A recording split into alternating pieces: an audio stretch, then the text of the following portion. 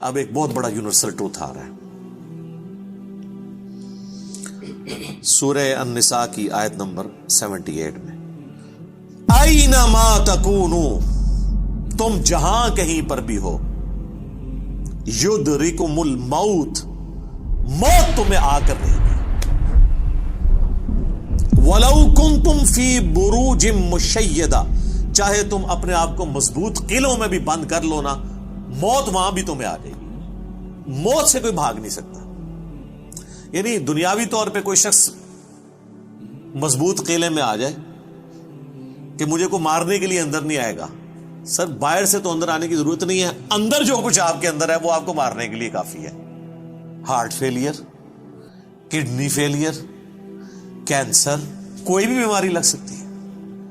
باہر کی ٹریفک کو تو کسی حد تک آپ مینج کر سکتے ہیں، لیکن جو اندر چل رہا ہے وہ تو اتنا کمپلیکس نظام ہے کہ ذرا سی بھی آپ کی صرف جو سیلز کی خلیوں کی ڈسٹریبیوشن ذرا سی بھی ڈسٹرب ہو جائے، کینسر بن جاتا ہے.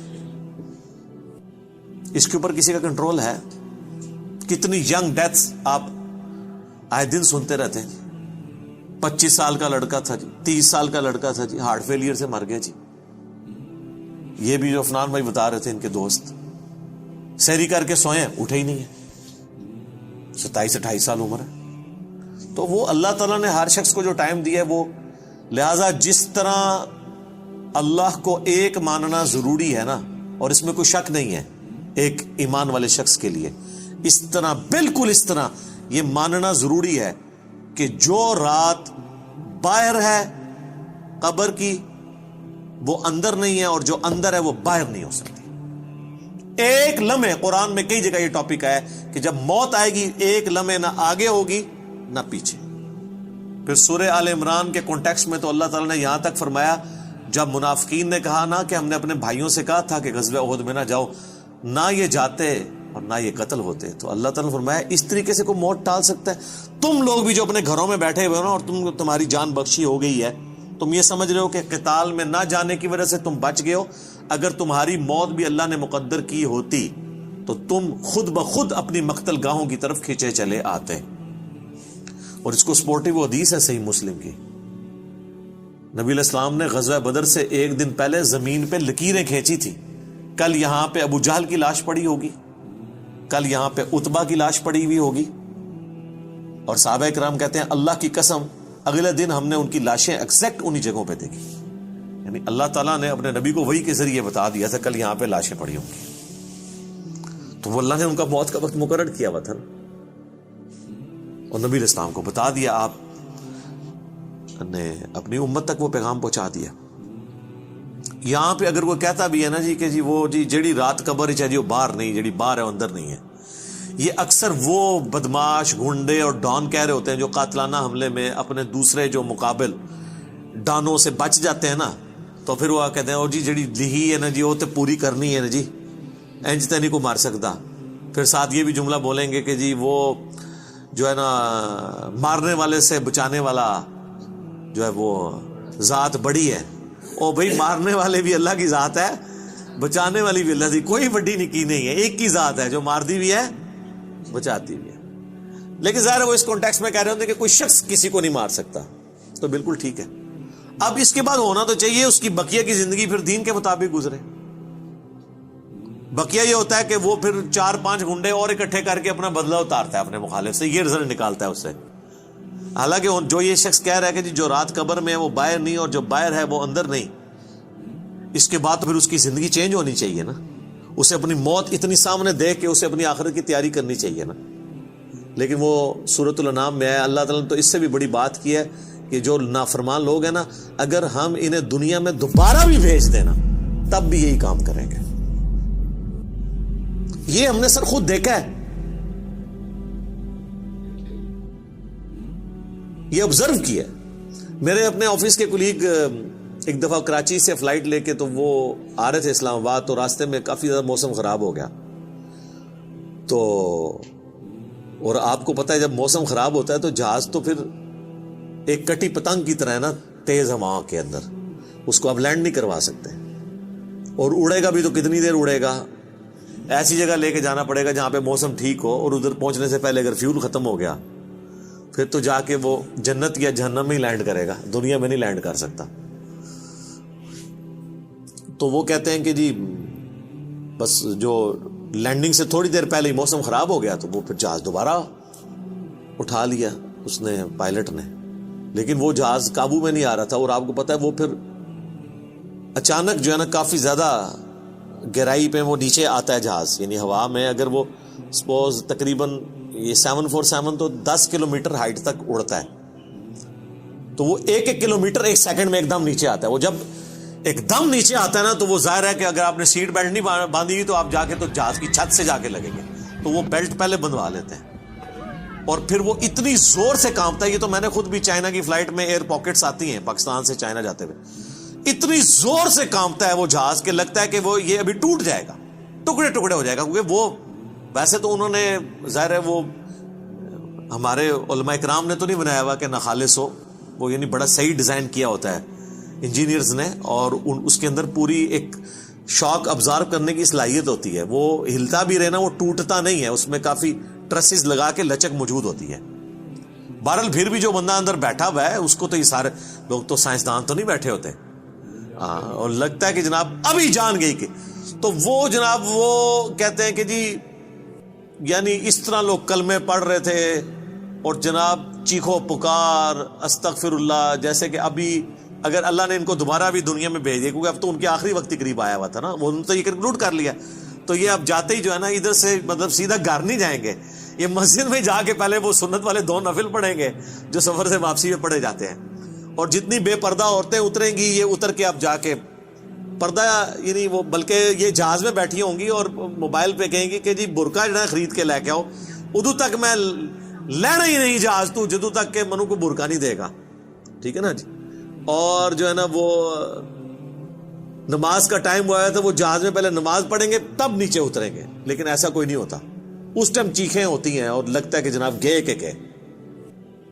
تو وہ کہتے ہیں خیر وہ سٹیبل ہوا، وہ سیالکوٹ لے گئے اس جہاز کو، تو وہ جب اتارا تو جناب اب لوگ چیخو پکار کر رہے ہیں جی ہمیں جہاز سے باہر نکالیں، لیکن جہاز کا تو اصول ہے، وہ کہتے ہیں نہیں جی جدھر کی سواری ہے وہیں اتاریں گے، تھوڑی دیر ریسٹ کریں گے، جب موسم ٹھیک ہو تو دوبارہ اڑیں گے۔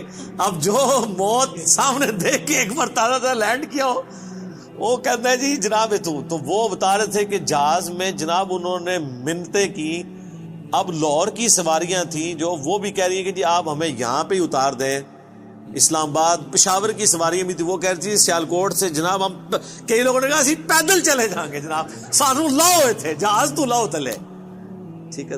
تو وہ لیکن ان کا ایک اصول ہوتا ہے، وہ انہوں نے یہ چیک کیا کہ بھی جو سیالکوٹ کے یا قریبی علاقوں ان کو تو اجازت دے دی، لیکن دور والوں کو نہیں جناب آپ کو چھوڑ کے، وہ کہتے ہیں جناب مہربانی کرو سانو چھوڑ کے نہ ہو۔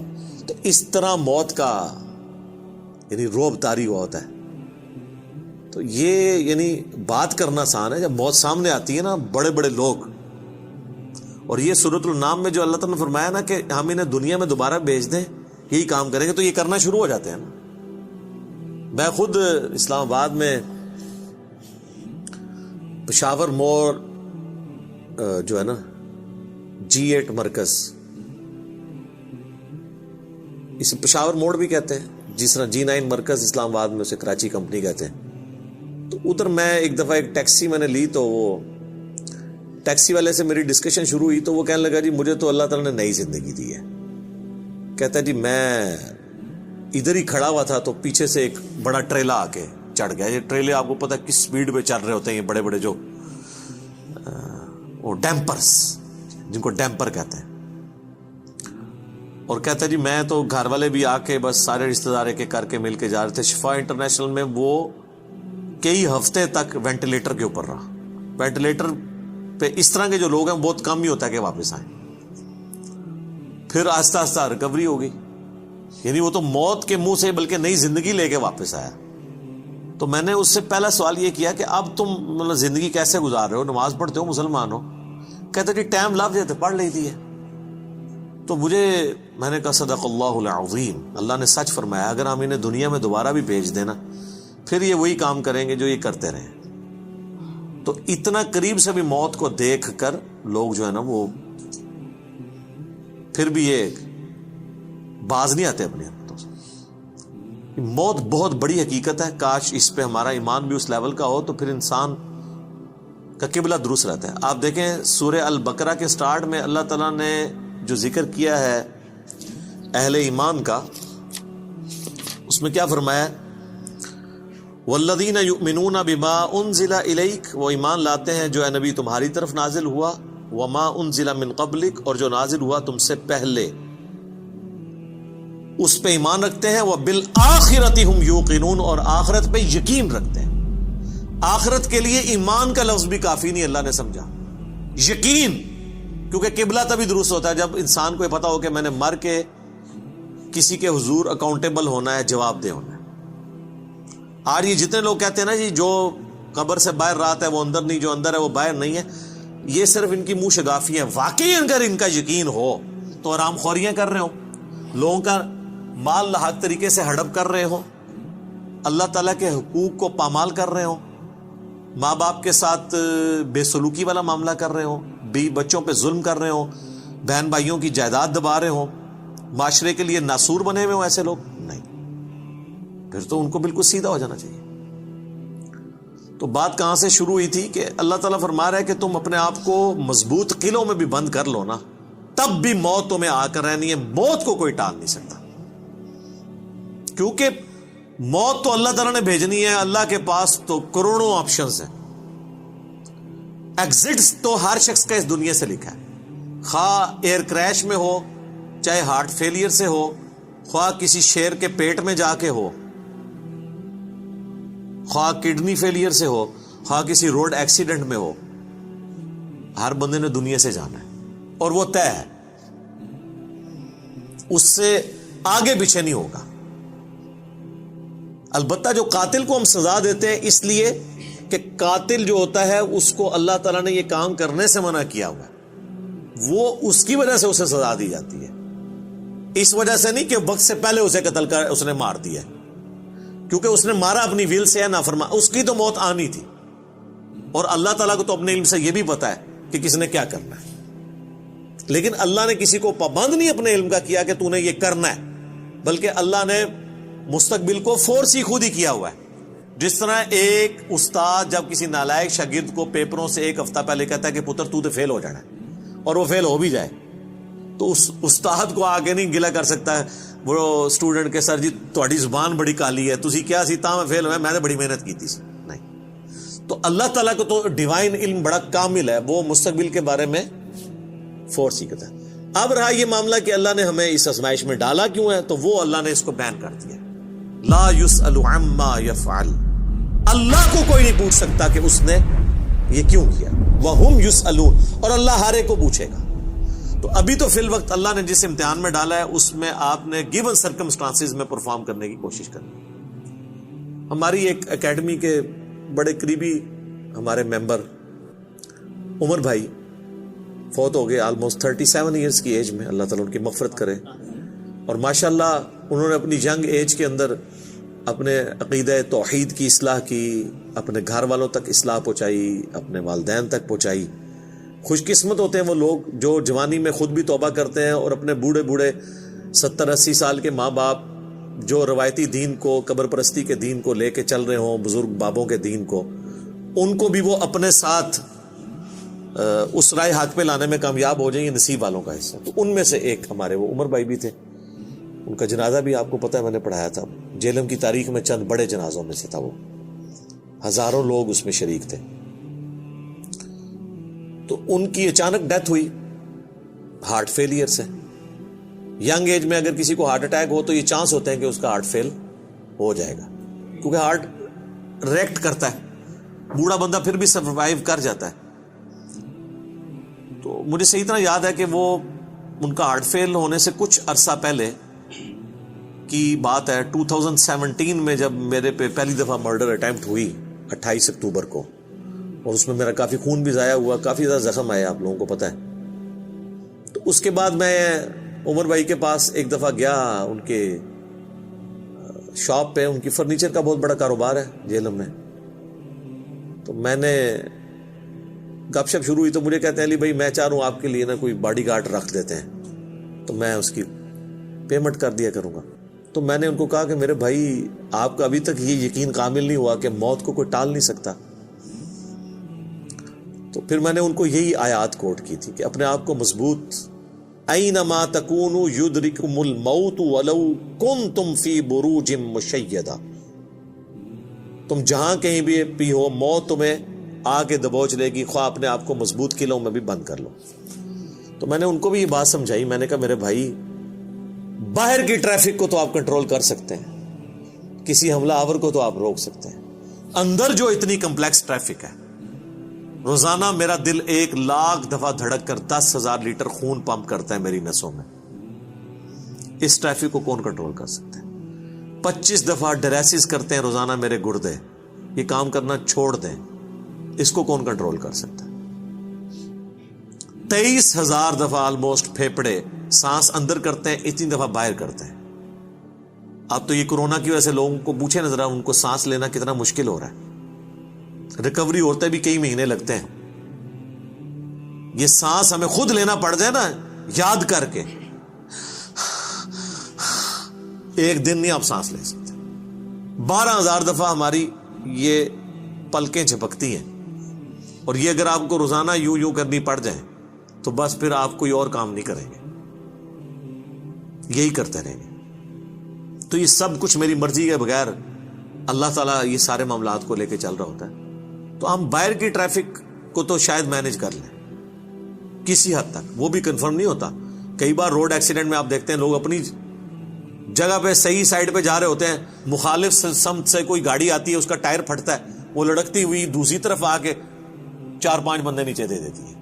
ان کا تو کوئی قصور نہیں ہے، وہ تو ہوتے ہی دوسری. یہ تو میں نے خود اس طرح کے ایکسیڈنٹس اپنی آنکھوں سے بھی دیکھے، تو پتہ ہی نہیں چلتا.